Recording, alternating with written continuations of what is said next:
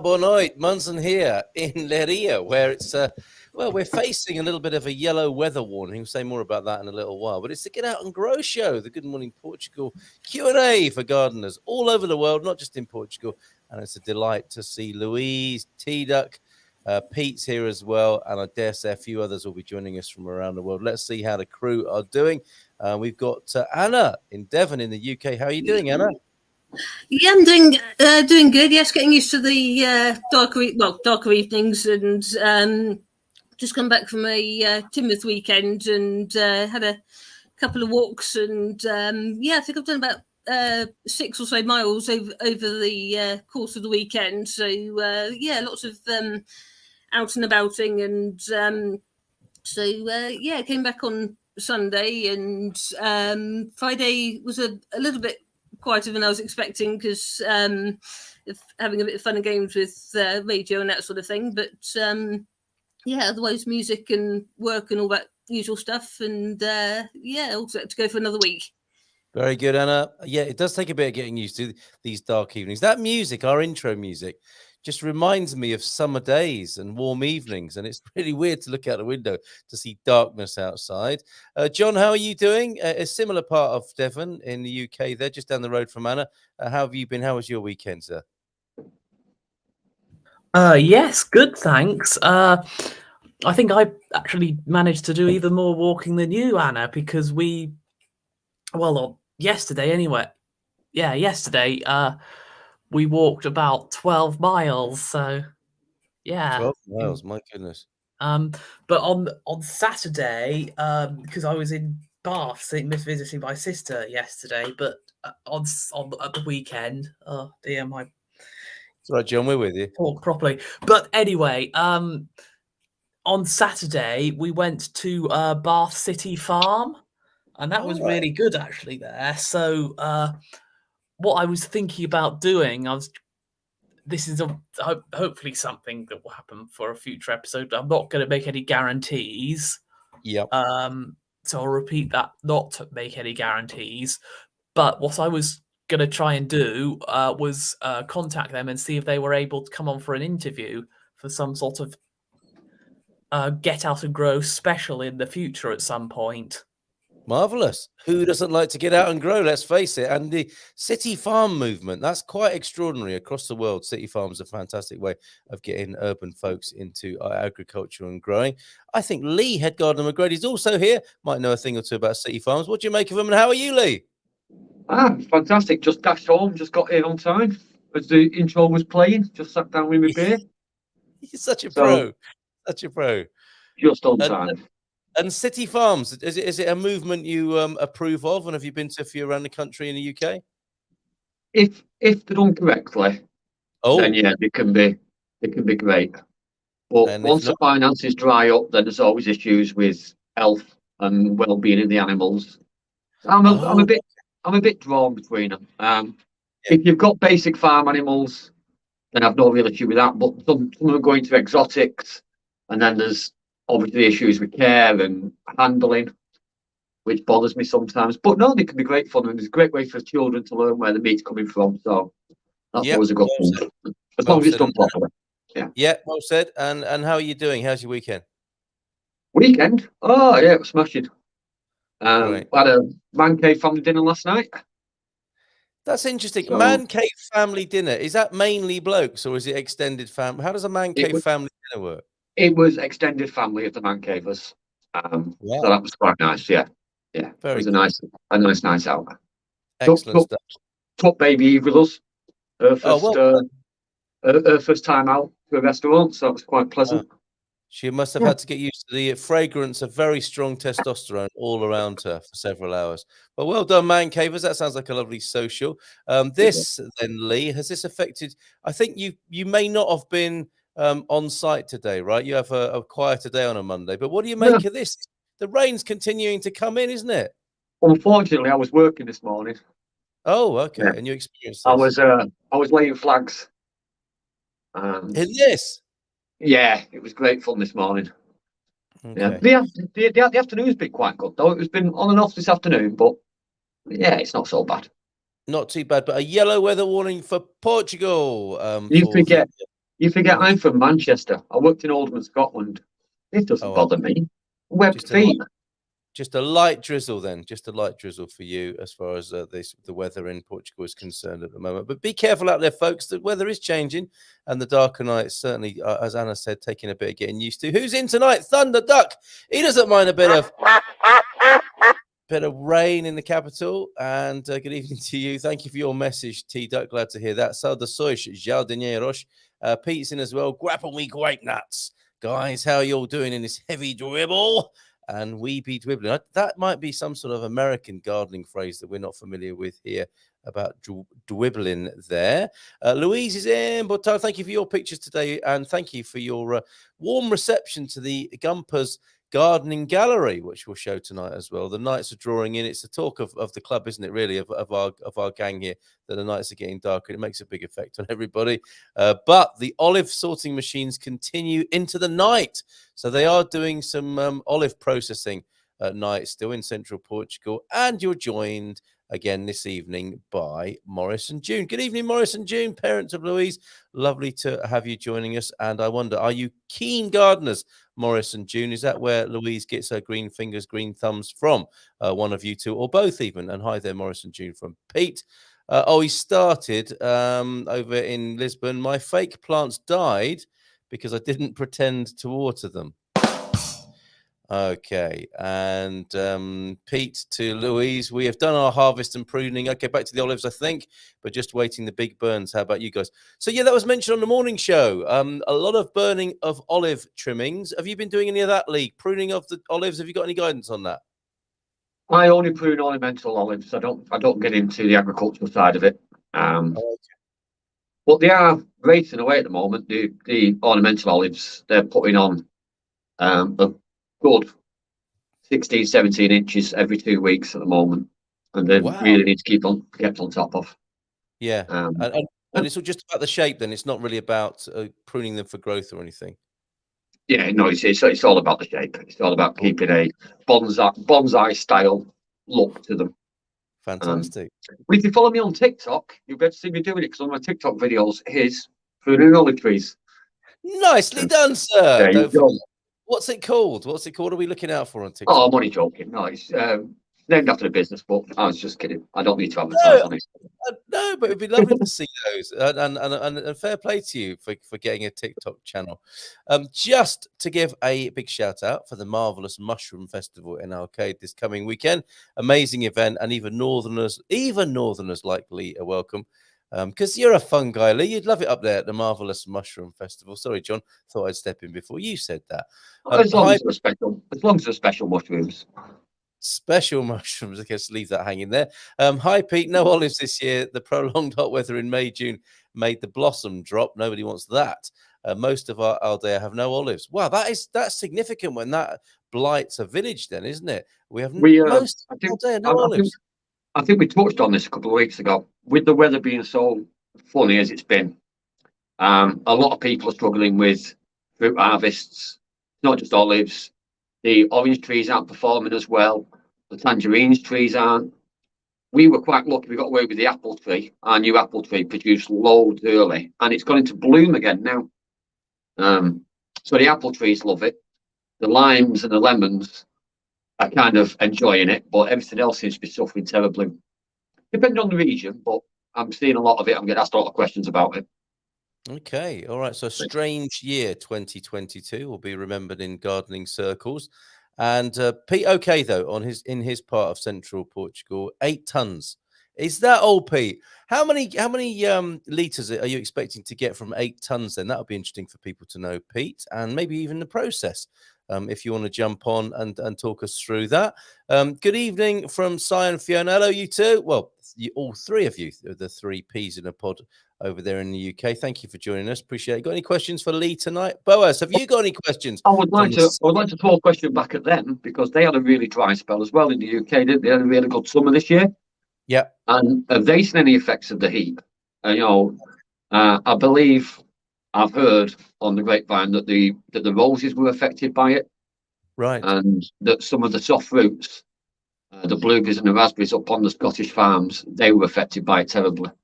So if they had any effect of the hot weather and then the heavy rainfall that we had. All right, It'd be nice to UK get a bit of growers. feedback on that. Yeah. Picking strawberries now. So let us know generally how that crop has gone and others there, Simon, if you don't mind. John, over to you for this announcement. If you forgot to let Anna know about your question or have only just thought of one, let us know here. Thank you very much. And we will go to those questions in just a moment after a couple more shout outs and a quick showing of Louise's lovely pictures that have come in. Yeah, definitely then. Alcade, the Marvelous Mushroom Festival. I actually got Joao Oliveira on tomorrow from Mushmore, who may well name check it too. He's joining us in the morning talking about sustainable Portugal, of course. And Boaz, sorry, I put you on the screen and took you off again. But Botard from you, pretty sunny in the Algarve. We had a lovely 3 days there, Boaz. It's fantastic. You're a lucky man living there. Louise, over the past fortnight, we have planted 100 onion plugs, 40 garlic cloves, 16 fruit trees, rotivated the hortas ready for next season, and ripped out the tomato plants. That's some pretty hard work that's gone over there for Louise. And let's have a look to see what's come from the garden then. Here's a little bit of irrigation that you might like, Lee. Picture there of an irrigation system. There you go. I do like a bit of irrigation.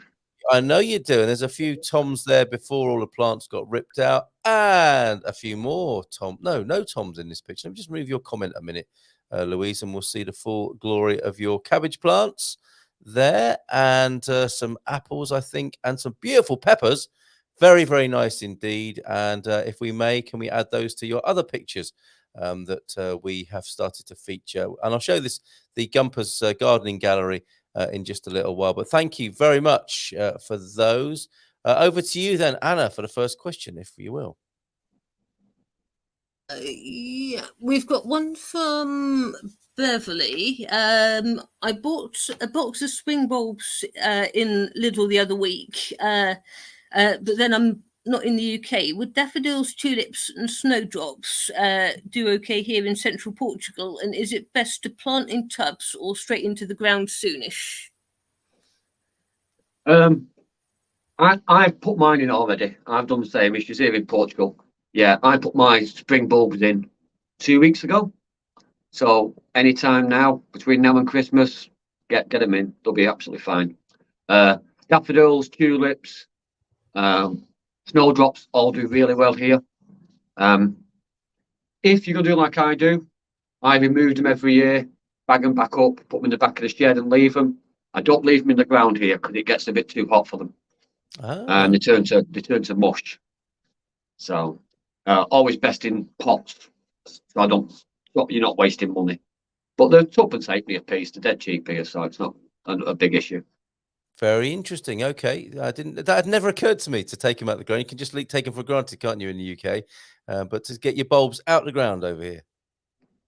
Yeah, it really depends on your soil types and what you're going to do with that space.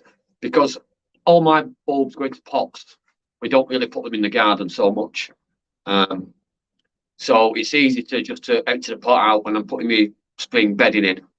So I put them in a dry box, cover them in paper, put them back in the shed. They'll be fine till next year. Yes. Yeah. Okay. All right. Excellent stuff. Is there any more from Beverly there, Anna? No, that was all for that question. All right. Excellent. Thank you, Beverly. Keep them coming. And who's next? I think I've got a picture for this one, haven't I? Yes. One from Katie. She said spotted at a local supermarket. I don't know if that's local or supermarket. I'm not quite sure which one it is in Portugal, but she's wondering, are these parsnips or young parsnips? To be honest, I'm not really sure. If they are parsnips, I imagine they're being sold for the foliage and not for the fruit, not for the vegetable. Yes. So to be honest, it's not a cooking show. I don't know why they would be sold like that. Unless it is for the foliage, to be used like spinach. Because parsnip leaves are quite nice. I've had parsnip leaves in the past. I know we've had them in a fry up, in like what would you call it? A stir fry. Yeah. Well, I thought these were nabica, what's known as nabica in Portugal. Louise might be able to help me on this, but they're definitely sold for the leaves. But maybe, I mean, if they've bothered to leave the vegetable and those are micro parsnips on the end, that wouldn't be such a bad thing. But I've got that as Nabica. What do you think, Louise, on that? So we've got that. We're getting the whole hive mind on that for you, Katie. But that's a lovely still life. Whatever it is, that's a beautiful still life brought back from the market there. I actually thought that when I saw the picture. I thought, I know, yeah, it's a good photograph. It is, isn't it? It looks like a Dutch master, still life, all set up and ready with that little bit of texture of pumpkin there to the right hand side of the picture. But then when you look closer, you can see what looks like a little inspection lamp in the back, which probably most of the old masters would probably not have had, even though they might have liked to light their subjects. So what do we think of that? Hard to tell, says Louise. If they are parsnips, it may be nabo. There we go, nabica or turnip. So turnip tops, nabica, or maybe parsnips, but we're talking about a root vegetable that I think is being sold for its foliage and not for the fruit growing underground or the root growing underground. So there we go for Katie. Any more questions, get them into the chat. Time to share a lovely picture. We are, of course, an accessibility and disability favoring show here, and of course we've shown you before this lovely picture of Rowan, who's one of our favorite gardeners, loves messing about and watering in the garden, and some beautiful flowers there. And more recently, modeling this fantastic t-shirt that Dad Justice, I think, is marketing at the moment. At the end of the day, it says on a t-shirt, I would rather be excluded for who I include than included for who I exclude. Nicely done there, Rowan and Justice. Thank you very much. From British Columbia in Canada. Let's see what else is going on in the chat here. Maurice, I'm going to go with. Maurice R. Hi, Carl. Good to join you from Central Portugal. Keep up the good work. I enjoy the show. Now, would that be Maurice, who is Louise's dad? I'm wondering there. But thank you very much. And that we'll share that with the whole team here. Hear that, gang? Keep up the good work. The show is being enjoyed by Maurice there. My mum and dad used to go to a pub in Surrey, run by a Morris and June. Could it be? I'm not sure. Okay, that's a lovely report from your garden, Louise, and the work that's going on there. A lot of olives, that Pete, and he's answered the question. Oh, we've got an hola bonoit from a mysterious Facebook user as well. Could be Dean, could be Fiona, not sure. They're picking strawberries, Fiona and Simon. And Louise saying, Si and Fiona, our strawberries are in flower again. We ate one strawberry between the three of us last night. We do that. It's got to go 5 ways here, but it's sometimes it's just nice to do that, isn't it? The only decent one you can find, and then getting a sharp knife and splitting it that many ways. Whoever's about and who wants some. So 8. What was this? Was it 8 tons? Is going to produce about 10,000 liters. That's a lot of olive oil, but we split it with our harvesters, so a fair bit less for us, but none of the work. I mean, what's the average consumption of olive oil in a household? I mean, I might use maybe a litre a week, possibly, but I mean, that's 50 litres a year. That's a lot of oil there, isn't it, Lee? I know. We use 3 litres every 4 weeks. I buy 3 litres, and we're getting low when I'm go shopping again. So I like to do a big shop every 4 weeks. Right. Okay. And I know we get 3 litres every 4 weeks. Yes. But it's not obviously it's exported all over the world. So Portugal produces a lot of olive oil, and since the benefits of the Mediterranean lifestyle have become more popular, the market for olive oil has exploded. So the tip of the iceberg, what comes from Pete, is the tip of the iceberg. There's some communities that are producing millions and millions of litres here in Portugal. And if you'd asked for olive oil in Manchester 30 years ago, you'd have been sent to a chemist, wouldn't you? 40 years ago. Yeah. It had a medicinal suffix on it, something like, olive oil BP, and you had it to clean your ears with. It wasn't put on food back in them days, was it? One of my first jobs was pot cleaning, plate cleaning in a Michelin star restaurant. I used to do it in the evenings when I was on my apprenticeship scheme, and they were obviously using olive oil then 30 years ago, but I found it very confusing. It's not a fancy. That's not proper lard. Put some lard in it. There you go, lovely little story there from Lee's past. Quince and pomegranates. The pomegranates are huge. Yes, pomegranate time for sure, isn't it? and very sweet this year. So whilst some other crops have suffered, sounds like it's a good year for pomegranates. And that's the way it goes, Lee, isn't it? I mean, it would take a very bad year for all crops to be affected, but it swings and roundabouts in the garden, isn't it? And the quince I've seen are booming, and they look fantastic. And it's quite early for them. I think it's quite early for them. I remember last year it was after Christmas when I saw like the really good looking ones that come through. Yeah. And you can't beat quince jam. It's absolutely gorgeous. I wonder. So yeah, it swings and roundabouts. And a lot of the hydrangeas, they've done really well with it. Like going back to floral gardens rather than vegetables, the hydrangeas did really well with the heat. Right.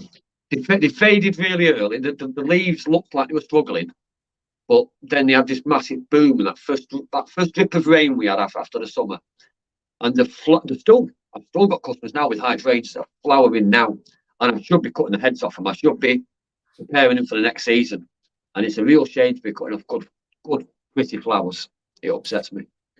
Yeah, and again, 30 years ago, you might have thought as the hydrangea as the flower outside your grandma's house or an old people's home, and now it's extremely fashionable and sought after, isn't it, the hydrangea? Oh, and there's because it's become so popular, we're now getting different colour strains and different colour types in. Obviously, it really depends on your soil types that you've got. But I saw some pinks a few days ago that were absolutely gorgeous, and they were sold as pinks. They were still in the containers, and just to die for. Yeah, beautiful flowers. Okay, Victoria's here with talk of Christmas trees. I don't know if we can allow that, Victoria, frankly. And to answer your question, Simon is saying, yes, Lee, we had a poor summer harvest in the UK with the crops of beans. I really missed beans this year. Beans weren't good for us, but they had crops of beans and smaller tomatoes, but better with autumn crops of beets, cabbages, and cauliflower. So time for those rooty soups, and they come into their own at the moment. But it's not a cookery show. Oranges are looking. Go on, Lee. Sorry. I started a set of beans really early, thinking I'd try and get an early crop out before the main crop went in. And the early crop did really well. And then when the main crop went in at the right time, sort of late spring, early summer, nothingness, because it was just too dry. Right. Okay. It might have been my position as well, because I put them in the driest spot as well, which might have been a mistake, but they did well there last year. Yeah. But yeah, swings and roundabouts, like you said. The tomatoes did beautifully. And with limited water this year, I got very few splits. Like, when the tomatoes split because they've been overexposed or they've been overwatered. We didn't have that problem. We didn't have that problem this year. The tomatoes didn't split the same as they did in the previous years. So again, that's been beneficial. Yeah, and interesting. You are fessing up to a mistake that you might have made there. Now, that's an important point to share and make with everybody, right? Is that even the most experienced gardener makes mistakes and probably will continue to do so, right? It was a conscious decision that I made, because the peas and beans they technically don't need as much water as you would think they did. So they go on the back wall, and the sprinkler doesn't quite get to them on that side. Yeah. So in the past, I've done all that there, and I'll plant them again. It's just that the extreme heat we had, it's. But when you talk about experienced gardeners and unexperienced gardeners, the only difference is an experienced gardener's killed more plants than an unexperienced gardener. Being an experienced gardener is how many plants have you killed? I've killed 10,000. So a new gardener might have only killed one. That's the difference. Yeah, and you put up a meme about this, didn't you? I think earlier on this week, right, Anna? Have you got you there, Anna? Yeah, I did. Yes.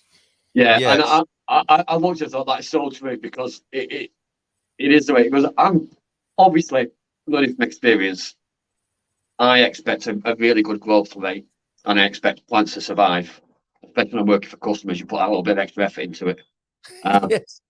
But when I read it, I thought that is so true. The amount of houseplants I've killed is ridiculous. Well, there we go. Gardener. This is a definition of a gardener. Noun, a person who tries to keep plants alive in and around their homes.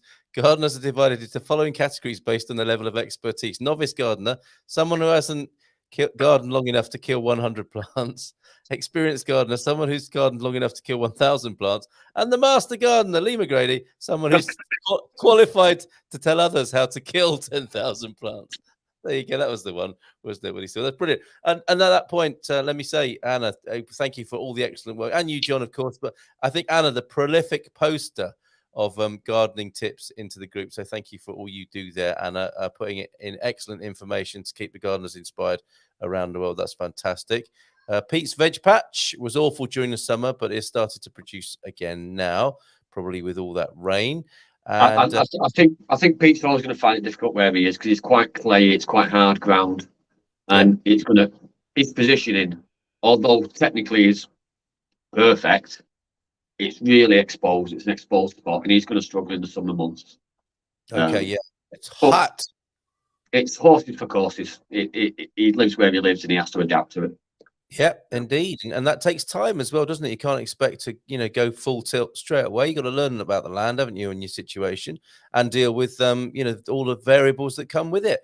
Pitch black at 5 p.m. now in the UK. It's rained more than anything since September, but temperatures are still mild. That's nice. Glad to hear it over there, Simon. Thank you very much. And yes, it is Morris, who is Louise's dad, father. There, thank you very much. Victoria, my lemon tree has loads of flowers and a tiny lemon sprouting and has since dropped most of its leaves. What to do? So good news and bad news there. A tiny lemon sprouting, but the leaves are dropping. What's going on there, Lee? I wouldn't worry too much about the leaves. It's the lemon tree. They shed leaves at the slightest blow of wind. But as I've seen and I've had reported to me, that the lemon trees are doing particularly well compared to the other citrus type fruits, trees like the oranges and the tangerines. Right. So I wouldn't worry about the leaf drop. I wouldn't say it's normal this time of year, but it's nothing I would panic about. Okay, very good. We butchered a massive lemon tree in the garden last spring. I mean, I butchered it down to nothing as I left a stump and a couple of arms off it, and that is racing away. It's really enjoyed the summer months. It's enjoyed the summer heat, and now it's getting water. It's looking more healthy than it ever has. And I was a little concerned when we first cut it, because I did take a lot off it. Yeah. But sometimes it needs to be done. There you go. And she's trying to shoehorn in a mention of Christmas. You see what she's doing here? Hola, boa tarde a todos, with 3 Christmas trees. How would you deal with that, Lee? Well, one of the garden centres I use quite regularly, they've got them in stock now. And they've got the Christmas trees in, but they're all in containers, they're all in pots.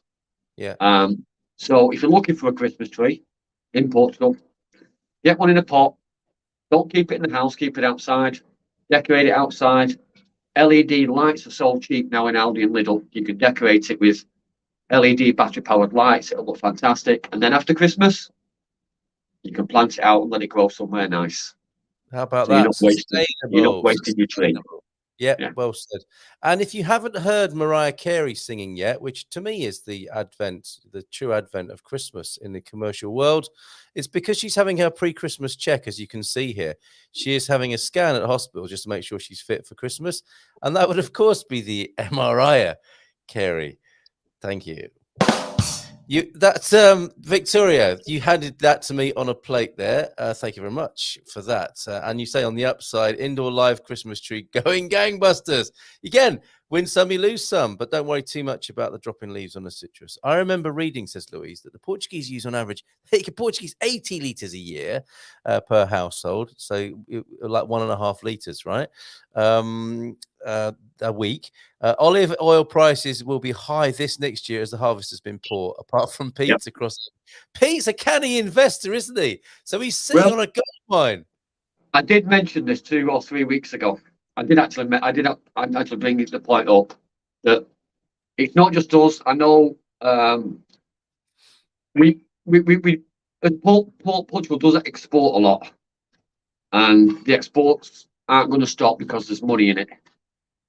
So they're going to keep the exports. California's had a really bad year with it. I know that Italy has. So the prices are only going to go up. It's going to be like petrol. It's going to be as expensive as diesel by the end of this winter. When we get to about when we get to those final bits where they put the sales on, because they've got new crops coming in, they're going to be expensive. There's going to be no sales on olive oil this year. Wow. Okay. So there you go. You heard it here first, and you get a sense of Pete's investment mind as well. 1,000 trees. The youngest is 70 years old. Wow. That's the toddler, is it, among the trees there? So the deep tap roots helped out a lot this summer. What a fantastic natural treasury you have there. Fiona's here. Hello, Fiona. All sorts of flowering plants coming to life again. It's like a second spring out there. Thank you very much. And that San Martino November sunshine didn't hurt either, did it? Lots of rain and then a few days of sunshine as well. We've got a week of rain to come, I think, this coming week, and who knows, maybe a bit more sun next week. Nice conditions for the second spring. Some incoming information about medlars. That sounds very old-fashioned. Medlar tree. Can you tell us about that, please, Lee? Will be good picking in January, says Simon. I don't actually know what he's referring to be honest. Medlar. The medlar, yes, the medlar tree. It will be the Mespilus germanica, a large shrub or tree that produces fruit in the late fall and early winter. A member of the rose family, apparently. So tell us more, if you will. If you can Google it, Carl, and get a picture, it might help me. I'm not recognising the name though. If it's part of the rose family, if it's like a climbing rose or the wall rose, as we call it in England, because I mean there is a million names for roses and different types of roses. I know the wall rose is renowned for holding the flower for longer because of the heat that's reflected from the wall, and it's up against, it's protected from the real bad weather. Can you see that, Lee? It's a russet coloured rose hip almost that you're looking at there. I'm struggling to see it on my phone, to be honest. And also, you might know by name. I'm going to Google it and look it up later. All right, mate. Well, I'll come back to you next week. Okay. The fruit is said to taste like apple butter with hints of cinnamon and vanilla, which sounds like very nice. Sounds scrumptious, doesn't it? Says it's a wild rose. It's what? Yeah. Sorry. I think it's the rose hips he's talking about. Yeah. Harvesting the rose hips off it. Okay, and I'm sorry for that picture that's on your screen at the moment, but apparently garlic is good for it. Let me just scroll away from that. Sounds scrumptious, doesn't it? To me, it would be like the perfect accompaniment to the pumpkin spice range. So why have most people never heard of it? Well, there's a fact that most people think it has to rot before it can be eaten through a process called bletting. This much maligned fruit. This is great. Thank you for this mention of medlars, Simon. Seems kind of romantic to me, says the writer in gardenandhappy.com, despite what has been said about it. It's an ancient fruit and requires care for its full potential to be known. To me, it feels like an important lesson in this age of industrial food where you can enjoy any fruit you like by going to the supermarket. With a medlar, you have to be patient and care for the fruit before you can enjoy it. So we'll find out more about that next week, I think, when Lee's had a good look at that. Thank you for mentioning it. I did know her last up on the Scottish borders, and she was a big rose hip fan, and she would make like a kind of jelly out of it. And that was very nice. One of the actually Clarissa Dixon Wright, one of the fat ladies, and she used to make a rose jam. And it was great on meats, a sort of pre-cooked. So you part cook the meat, and then you smear it in the jam, and it was absolutely gorgeous. But I'm gonna look up the medlar, and I'll get back to you. I might know it by a different name, and it might be something new to me. But yeah, I'll Google it right now. Interesting for that little cooking tip there as well, Lee. That didn't go unnoticed. And jams are amazing. Yeah, we're not cooking shop. Yeah. Okay, all right. Let's move on then. Victoria's asking Pete what's in his veg patch. We've got peppers and chilies today, but have lots of garlic, onion, and potato to dig up and see. Pete from Louise, we have only 40 trees, and most of them are on south-facing terraces. That's you talking about your olives. Has anyone heard from Jason lately? Would love to know how his harvests went. Yeah, that's the missing piece, isn't it? Can we get him back on, do you think? I've not spoke to Jason this week. I'm normally in constant communication with him, but I've been busy, and I know he's busy at the moment. He's doing really well. He's back from the UK. He's enjoying being home, but he's got a lot on at the moment. But I'll speak to him this week, and I'll try and convince him to come on. I know he's harvested his sheep, have been harvested, his lambs. Yeah. So they're in the freezer. Oh my goodness. Okay. That could be an But yeah, we'll get it back on him. He can tell us how his last couple of weeks been while he's been back in the glorious Portugal. He's always been amazing when he's been on the show as well. So that'd be great, Lee, if you don't mind. Sounds good, Pete. Don't know how we can predict what will grow on the balcony for winter since our summer tomatoes were a complete bust. Lee, you're spot on, says Pete. We need to, move the veg patch closer to the house to give it some shelter and make sure we produce more. So lessons learned and harvest more, possibly some shelter when we finish them. The mushroom house. You see how he slipped that into the conversation? A mushroom house? What is that? Sweet pots in pots are all harvested. Sweet potato time. When I was in the Algarve, that was what was on sale. Plenty of oranges and sweet potatoes as well. The no-dig pots are going well and ready to uncover to see what we've grown. Nice one, Louise. Pictures, please. Great. Thanks, Lee. We ate panicking a bit. Oh, we are panicking a bit, but we'll take a wait-and-see attitude. That's for the leaf curl on the citrus. And Louise is saying most citrus trees can cope with a hard prune. If you have some trestling, you could do beans. Just make sure they have something to climb. And the great carbo. Go on, Lee. Jumping back to the citrus hard prune, they really can. And I know they can. I know they can get really. You can really butcher them. But even as a professional, after doing it a million times, you still feel a little bit nervous each time you do it, because you need to explain to the customer this is what's going to happen, and it will recover. It'll look bad. But even when I'm doing it, I kind of cringe, and I shouldn't be doing this. But it's one of those things that you have to be prepared to do. If she's got leaf curl as well, sorry, just going back to the question. Again, it's that time of year. We've had terrible weather for it, the humidity, lack of wind. But I would always recommend putting a neem oil on it. So local gardener centre, neem oil, Google it. You can make your own, and give it a spray every 6 weeks. It really does help. And soapy water, pump, just get rid of all the insects on it, and a bit of a jet wash if necessary, just to knock all the curled leaves off. Favorite citrus tactics. Fantastic. There you go. Anna, have you seen? There's a question I think I saw there. Have you picked that up? And John, do chip in if there's anything you want to add. The most recent one I had was Gary's, I think, which we just covered. I think I haven't seen any other ones come in. What was Gary's? That was the using cardboard as a weed blanket. Oh, okay. Are there any residues that might come out that would be harmful to the soil? Yeah, that's occurred to me. If you're getting all those cardboard boxes from the dumpster, then you could just take them, couldn't you, from the recycling facilities and stick them on your garden to suppress weeds. Could the dyes or things in the cardboard harm the plants? I wouldn't, because apart from it looking absolutely ugly and being a mess after it's got wet, I wouldn't worry too much about dyes. But I wouldn't use anything that's kind of plasticky coated. Do you know, like when you get a shoebox? Yeah. And it's got that tinge of, it's not real cardboard feel to it.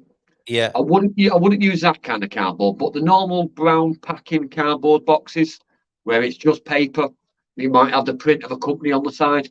I wouldn't worry about that. I've known a million people that have used it a million times and they're all still alive. So good to know.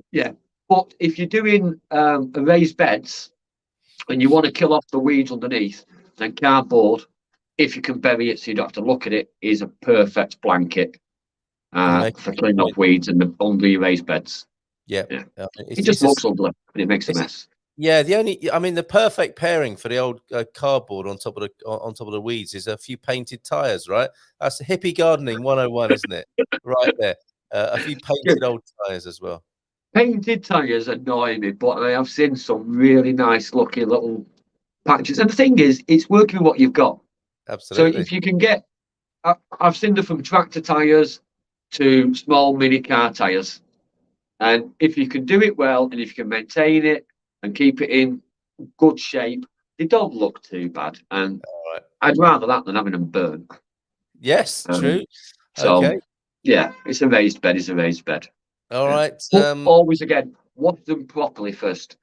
Lots of soapy water, lots of jet washing. Get them really clean before you start to grow your veg in it. Good. Because they pick up so much rubbish. You'll see if you jet wash it on a hard surface, on a tire, you'll see the rubbish that comes off them.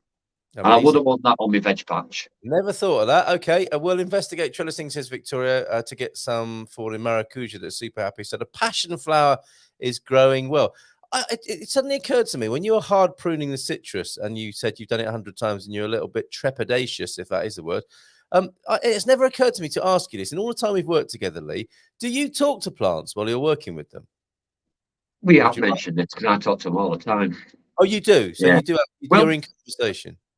I normally work when I'm actually out and about. I put earbuds in. I have a podcast on, and I'm milling about.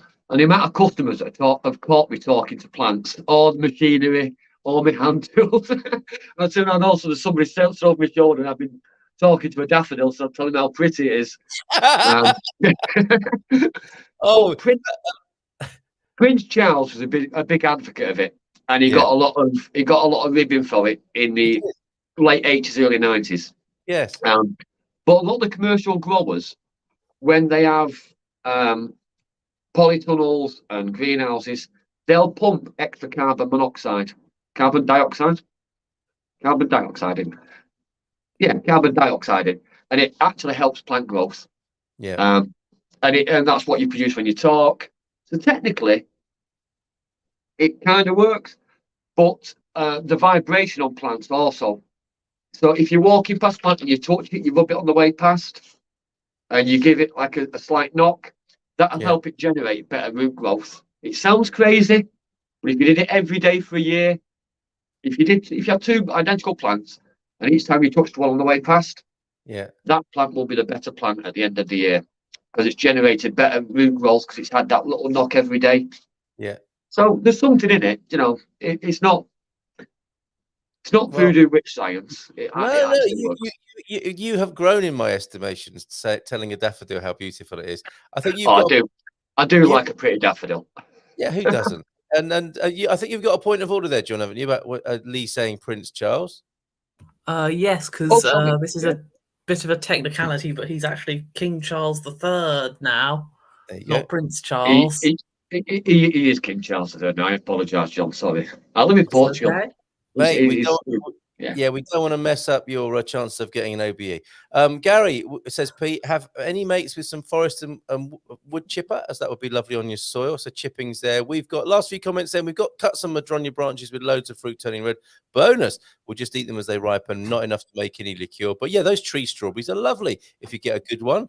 Gary, as long as you remove all the plastic and tape and don't use glossy coated cardboard, just as Lee said there, the cardboard should be okay. Also try the Charles Dowling method of chop and drop. My goodness, what's that? So I have to come back to that. And that's what I've been advocating that from the very beginning. Right. Motivating in weeds, motivating in any green waste. Chop and drop is to drop it and leave it, crush it in, rather than taking it away. And you're just adding to the soil. You're adding nutrients, you're adding fibres to the soil that's going to help it bond.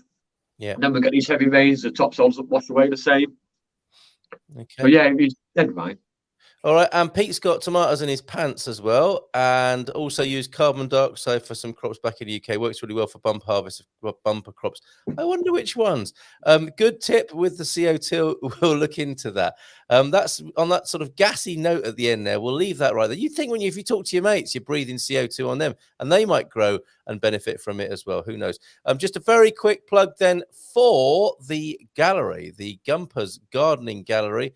The Get Out and Grow Gallery, and that is over there on the Good Morning Portugal website, where you can see beautiful photographs that have been submitted by the likes of, you can see them on the screen now, Victoria and Louise, of course, and there's a lovely gallery there of photographs. Anna has a couple there, not this Anna, Anna Olsen, who I met last Friday. It's great to see you, and she sends lovely pictures to the Gumpers Gallery, which is the other photographs of Portugal, but here we have some lovely photographs. Deagle's potatoes there. And if you've got some old ones that you think should go in there, do send them to us, 00351 913 590303. Look, there you go. There's Louise's lovely. Some great photographs there. They're really good, aren't they? It's a lovely. I don't know why we didn't think of doing it before. It's absolutely beautiful. The photographs that have been sent in to us. I haven't got all the old ones. So if there's one you think should be in there and you'd like to submit some, do send them to me. Great job. It's 7:02. What are we still doing here? Thank you, everybody, for your wonderful. Again. It's gone, hasn't it? Just flown past. And we'll say goodbye, and we'll see you again next week. Thank you. Well done, Anna. Well done, John. Cheers, Head Gardener Lee McGrady. And thank you, everybody, for your contributions. We'll see you next week. Bye for now. Ciao, ciao. Bye.